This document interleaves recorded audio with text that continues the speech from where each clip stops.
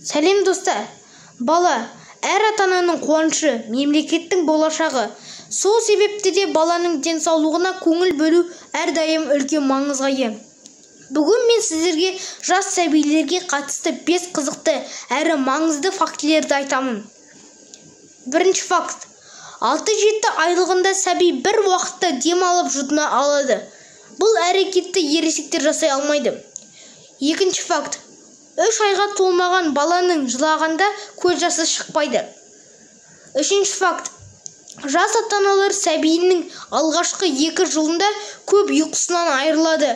Олар шамамен 4380 сағат ұйықтамайды. Бұл 6 айға тең. Төртінші факт. Ғалымдардың айтуы бойынша тым белсенді еңбектегендер бірден жүріп кеткен балаларға қарағанда оқуды тез меңгереді. Бесінші факт. Ересектер минутына 15-20 рет дем жұтынса, жаңа туған сәбилер минутына шамамен 40 рет ішке дем тарта алады. Осымен видеомыз аяқталды. Каналға тіркеліп, лайк басып кетіңіздер. Сау болыңыздар.